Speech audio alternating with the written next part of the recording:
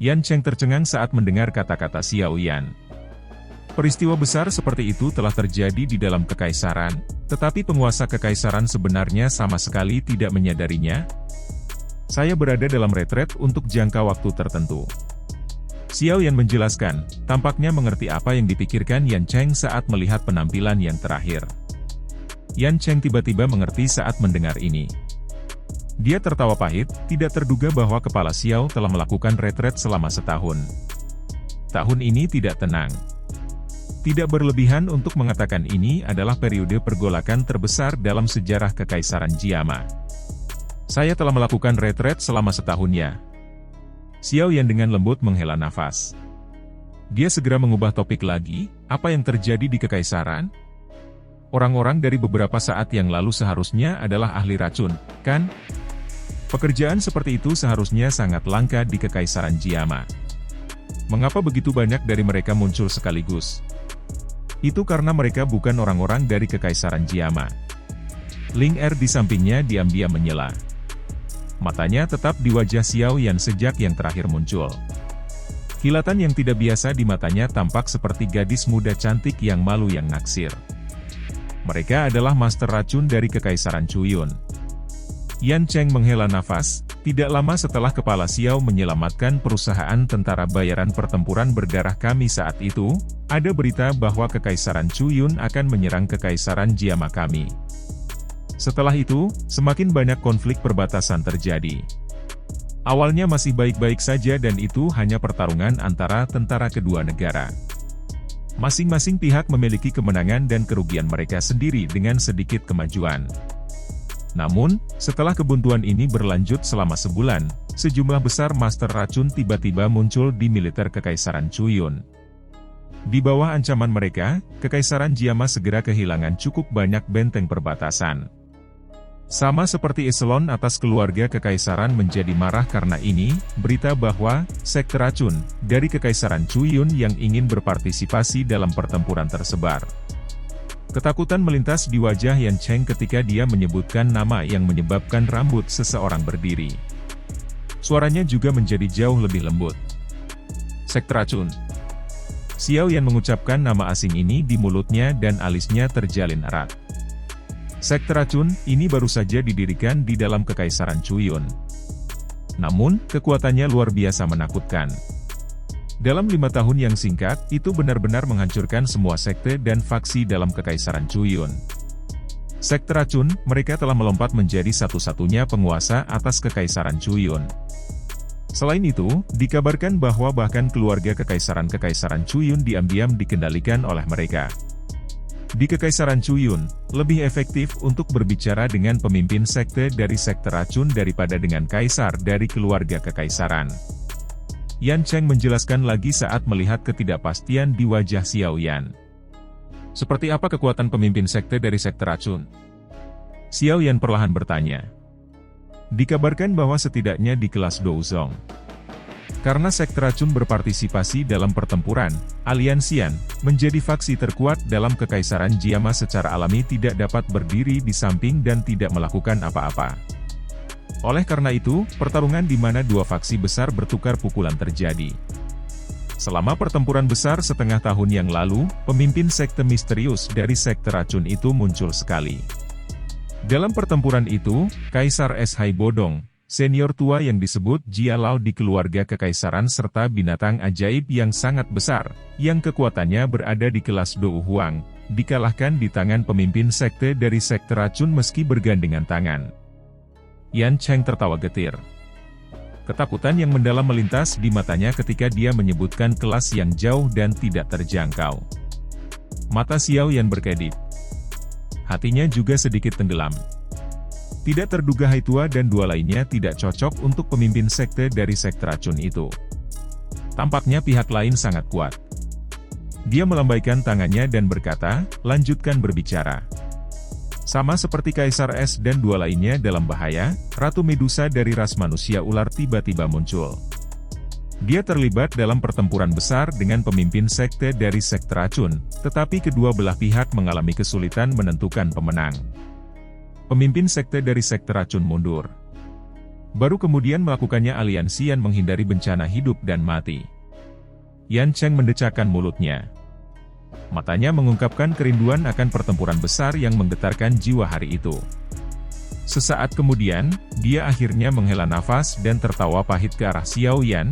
Dengan bantuan Ratu Medusa, aliansi Yan akhirnya berdiri di atas kaki mereka. Setelah membentuk aliansi dengan ras manusia ular, mereka mulai membalas terhadap sekte racun. Ras manusia ular juga telah campur tangan. Xiao Yan langsung terkejut saat mendengar ini saat dia berbicara dengan sedikit terkejut. Meskipun Medusa adalah ratu dari ras manusia ular tidak memiliki banyak perasaan baik terhadap Kekaisaran Jiama. Tampaknya agak mustahil bagi mereka untuk membantu Kekaisaran Jiama. Ya, ini karena Kekaisaran Chuyun awalnya menempatkan tujuan mereka pada mereka.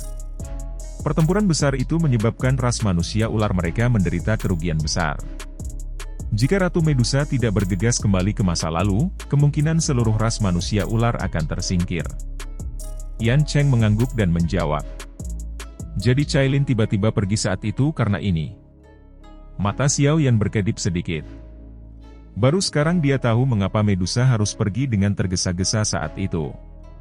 Karena musuh semua orang adalah sekte racun dari Kekaisaran Chuyun, mereka secara alami dapat bergandengan tangan.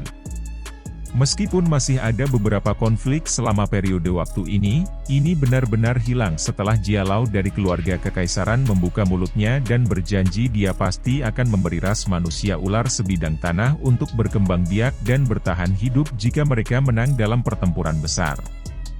Dengan bantuan Medusa dan ras manusia ular, kemungkinan Kekaisaran Chuyun juga akan menderita, kan? Xiao Yan tersenyum dan bertanya. Dia masih memiliki kepercayaan pada kekuatan aliansi Yan. Selain itu, ras manusia ular juga memiliki banyak ahli. Dengan persatuan antara yang kuat ini, sekte racun harus mundur untuk menghindari bila persatuan ini terlepas dari seberapa kuat mereka. Jika hal-hal berkembang secara normal, ini memang akan terjadi. Yan Cheng tersenyum pahit dan menghela nafas. Dia berkata, namun, tidak lama setelah ras manusia ular mengumumkan aliansinya dengan Kekaisaran Jiama, Kekaisaran Chuyun menepi dua kerajaan besar lainnya yang berada di samping Kekaisaran Jiama. Aliansi tiga kerajaan mengakibatkan kekuatan mereka melonjak. Itu menyebabkan tekanan pada aliansi Yan dan ras manusia ular meningkat pesat. Dua kerajaan besar lainnya. Xiao Yan sedikit mengernyit. Dua nama segera terlintas di benaknya, Kekaisaran Luoyuan dan Kekaisaran Mulan. Iya. Kedua kerajaan ini tidak lebih lemah dari Kekaisaran Jiama. Mereka bahkan bisa dikatakan sedikit lebih kuat dari Kekaisaran Jiama. Kedua kerajaan besar ini juga memiliki dua makhluk besar yang tidak jauh lebih lemah dari sekte racun di dalamnya. Ekspresi Yan Cheng menjadi agak jelek ketika dia berbicara sampai saat ini.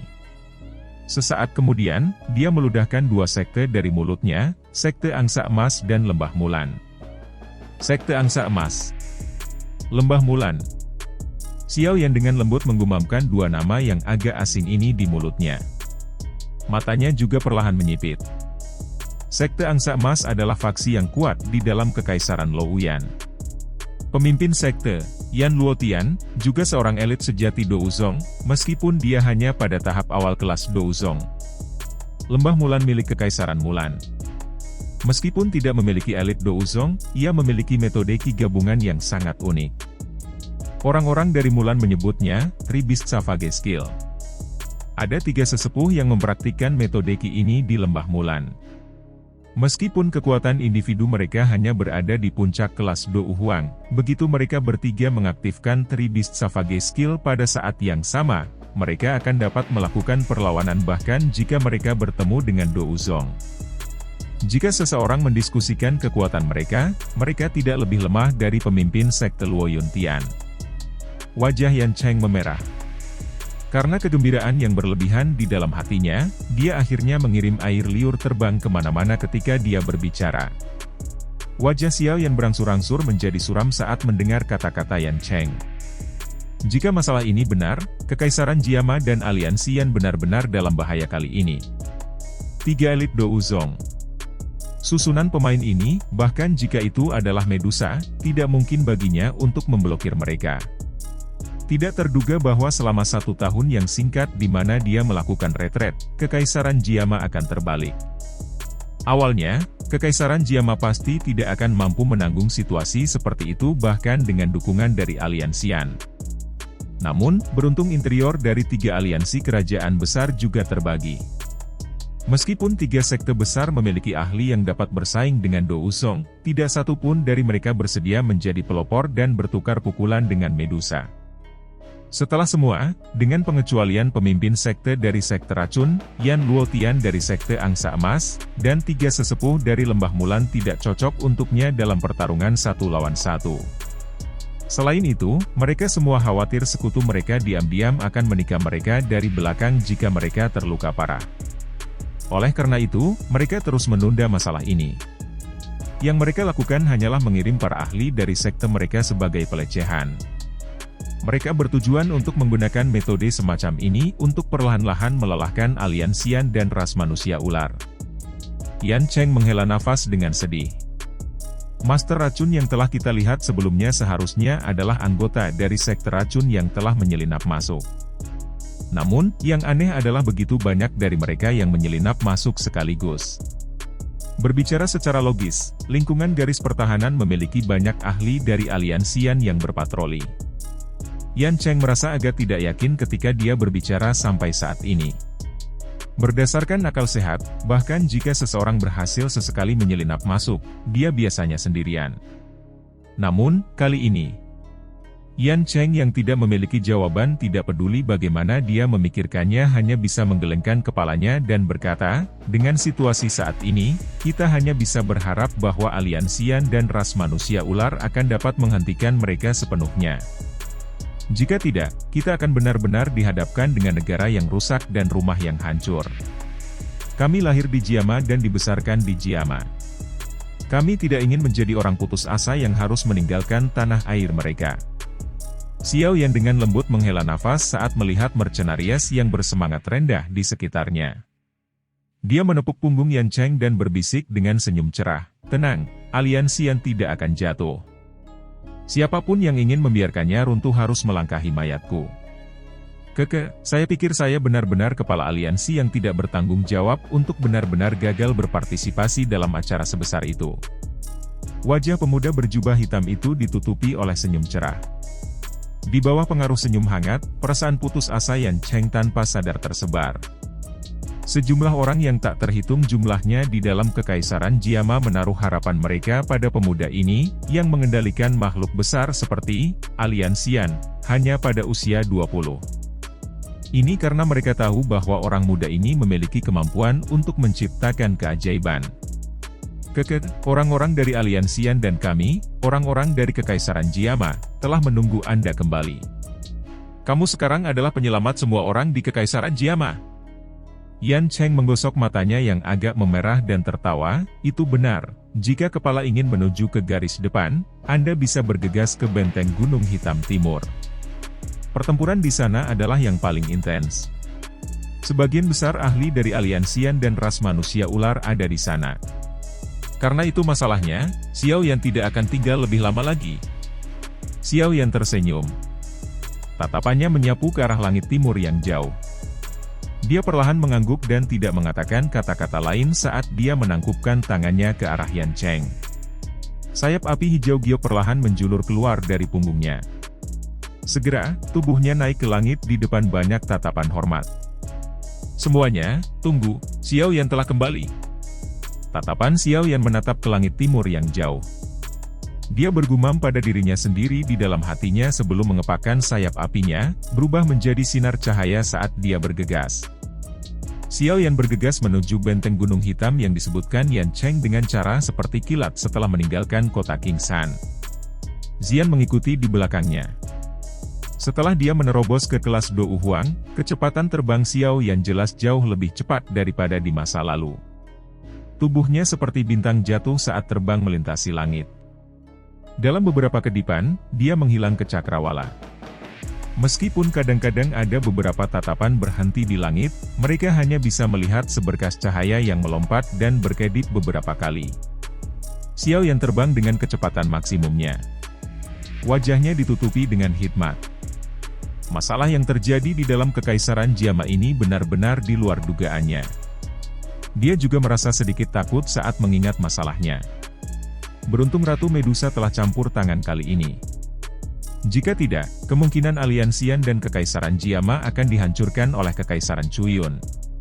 Pada saat itu, klan Xiaonya akan benar-benar dihilangkan bahkan tanpa Hall of Souls melakukan apapun. Sekte Racun. Angin liar yang bertiup olehnya menyebabkan rambutnya mengeluarkan suara, huhu, memperlihatkan sepasang pupil hitam gelap yang telah berubah menjadi sangat padat dan dingin. Seekor naga memiliki skala terbalik. Mereka yang menyentuhnya akan mati. Skala terbalik Xiao Yan adalah kerabatnya. Dia pasti akan mendapatkan siapapun yang berani menyentuh mereka untuk membayar lebih dari 100 kali lipat. Xian diam-diam menjulurkan lidah kecilnya saat melihat ekspresi gelap dan dingin Xiao Yan dari belakang Xiao Yan. Dia tidak berani nakal. Yang bisa dia lakukan hanyalah meningkatkan kecepatannya dan mengikuti di belakang Xiao Yan. Dengan kecepatan Xiao Yan dan Xian, mereka tidak akan membutuhkan waktu lama bahkan jika mereka harus terbang di atas seluruh Kekaisaran Jiama. Oleh karena itu, pegunungan yang membentang di sekitar mereka menjadi lebih pendek setelah penerbangan mereka berlanjut selama sekitar 2 jam. Tanah datar besar yang tertutup pasir kuning mulai muncul dalam pandangan mereka. Xiao Yan juga menghela nafas lega saat tanah datar muncul di hadapannya. Dia jelas tahu bahwa karena dia berada di dekat wilayah tanah datar, itu menunjukkan dia tidak terlalu jauh dari benteng gunung hitam yang disebutkan Yan Cheng. Selama terbang cepat ini yang sepertinya merupakan upaya untuk mengejar bulan dan bintang, Xiao Yan melihat cukup banyak arus manusia yang melarikan diri. Jelas, banyak orang memiliki sikap pesimis terhadap situasi saat ini di Kekaisaran Jiama. Bagaimanapun, aliansi antara 3 kerajaan besar benar-benar terlalu kuat. Jelas sulit bagi aliansi yang tanpa pemimpinnya dan Ratu Medusa untuk menanggung beban ini. Hati Xiao Yan juga semakin suram saat dia mengamati kepanikan di wajah mereka yang melarikan diri. Ini adalah pertama kalinya dalam bertahun-tahun dia melihat pemandangan seperti itu di dalam Kekaisaran Jiama. Pencipta ini adalah aliansi dari 3 kerajaan besar. Mata Xiao Yan menyipit. Kilatan gelap dan dingin melintas di atas mereka. Dia mengepalkan tinjunya erat-erat dan sayap api di punggungnya mengepak. Kecepatan terbangnya tiba-tiba melonjak. Hampir tidak ada orang di tanah datar yang luas, menyebabkannya tampak sangat sunyi. Tiba-tiba, sedikit suara angin kencang muncul di langit. 2 sinar cahaya tiba-tiba melintas dan melesat. Kedua sinar cahaya itu baru saja muncul ketika mereka tiba-tiba bergetar. Sosok besar dan kecil terungkap di langit. Apa itu? Xian ragu bertanya saat melihat Xiao Yan tiba-tiba berhenti. Apakah orang ini tidak terburu-buru untuk buru-buru menempuh jarak jauh sebelumnya? Ada 3 aura yang cukup kuat di sana. Namun, orang di depan jelas melarikan diri. Kedua aura yang mengikuti dari belakang jelas berniat untuk mengejar orang pertama. Xiao Yan merajut alisnya sedikit.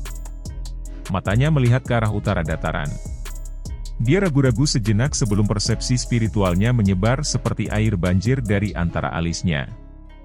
Dalam waktu singkat, dia telah menyerap situasi yang jauh ke dalam kepalanya. Seorang ahli dari ras manusia ular ya? Persepsi spiritual Xiao Yan dengan cepat menyusut kembali. Dia sudah melihat dengan jelas bahwa orang yang melarikan diri di depan adalah seorang ahli Do Uang dari ras manusia ular. 2 orang di belakang adalah 2 ahli dari beberapa kerajaan yang tidak dikenal. Namun, jelas bahwa mereka bukan dari Kekaisaran Jiama. Selain itu, hal yang menyebabkan Xiao Yan paling terkejut adalah bahwa ahli dari ras manusia ular, yang melarikan diri, sebenarnya adalah seseorang yang dia kenal. Ekspresi aneh melintas di wajah Xiao Yan saat dia mengingat masalah ini sejak saat itu. Tubuhnya segera bergerak dan menembak secara eksplosif ke arah daerah utara. Tidak peduli bagaimana orang mengatakannya, ras manusia ular saat ini adalah sekutu Kekaisaran Jiama. Selain itu, bahkan jika itu karena Cailin, dia harus mengulurkan tangan dan menyelamatkan orang itu. Yu Mei tampak sangat menyedihkan hari ini. Ini adalah pertama kalinya dia melarikan diri tanpa tujuan dengan cara apapun yang dia bisa setelah bertahun-tahun. Orang-orang yang memberikan perlakuan menyedihkan padanya adalah dua sosok biru yang mengikuti jarak pendek di belakangnya. Kedua bajingan sialan ini. Begitu lukaku pulih, aku pasti akan merobek semua daging di tubuhmu dan memberi makan kekasihku yang kecil itu. Ekor ular Yumei menekan tanah dengan cara yang aneh. Setiap kali bergerak, tubuhnya tiba-tiba akan menembak ke depan pada jarak tertentu.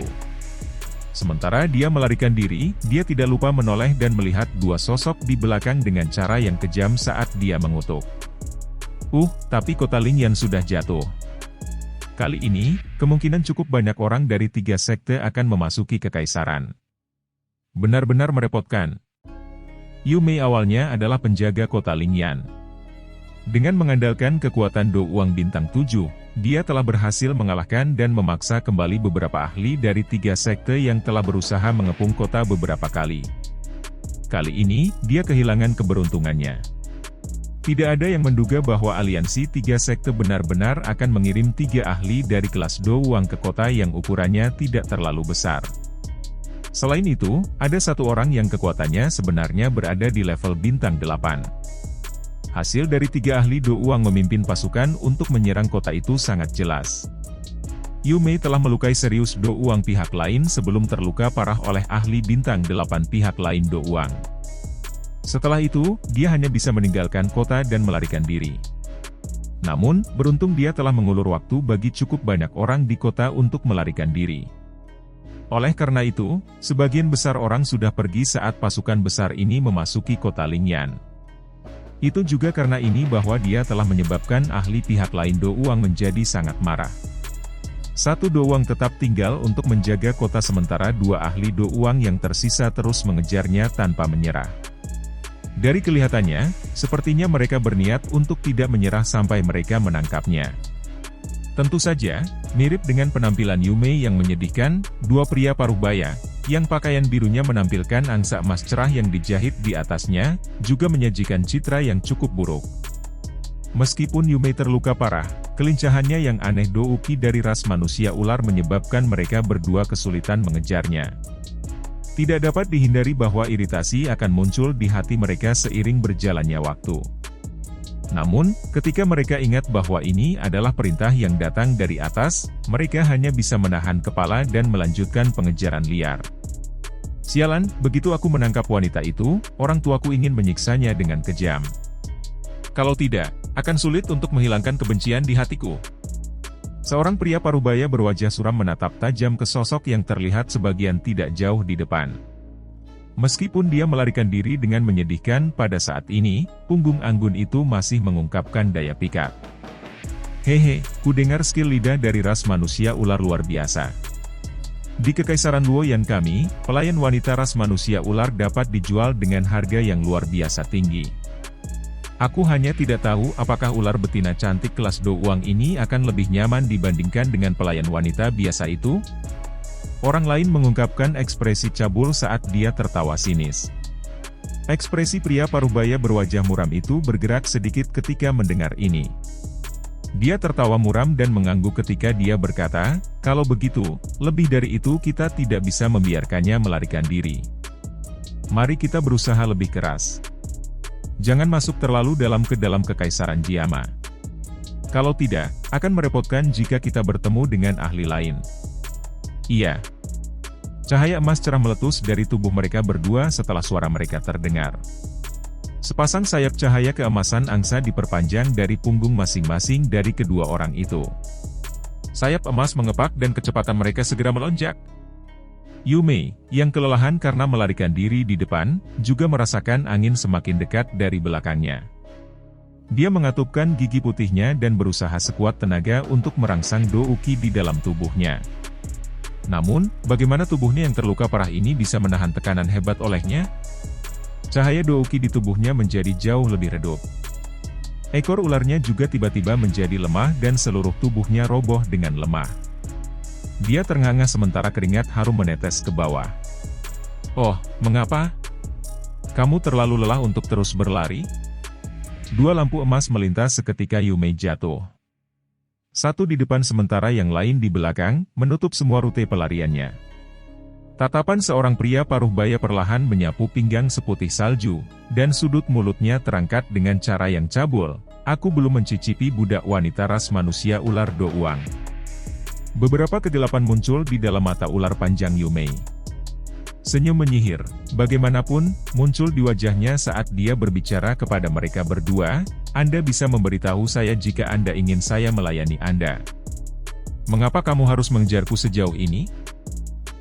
Lupakan saja. Kami tidak memiliki berkat untuk menikmati Anda yang memberikan dirinya kepada kami.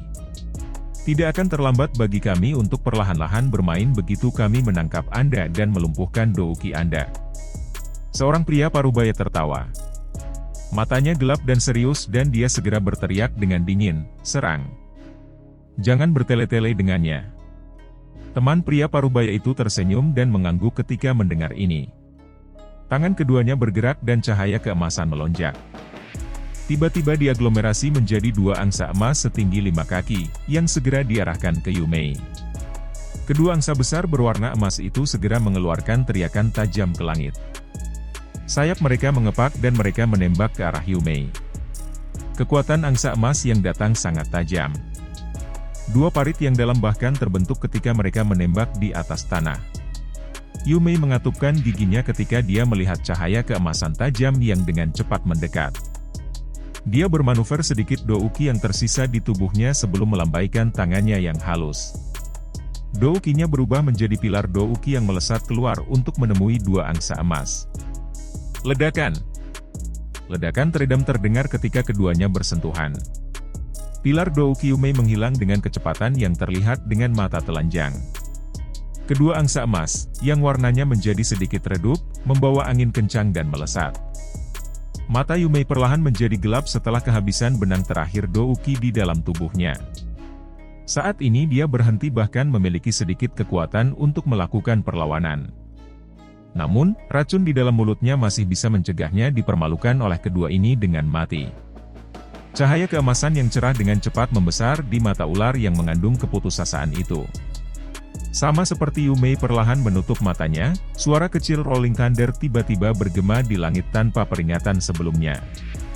Sosok hitam segera muncul di depannya dengan cara seperti hantu. Kedua angsa emas yang mengandung angin kencang menghilang ketika mereka berada sekitar 5 kaki dari tubuhnya. Yumei merasa ragu ketika rasa sakit yang hebat yang dia antisipasi tidak tiba. Namun, suara hangat perlahan terdengar di samping telinganya. Apakah kamu baik-baik saja? Yumei terkejut saat mendengar suara itu. Dia tiba-tiba membuka matanya dan wajah muda yang mengandung senyum segera muncul di hadapannya.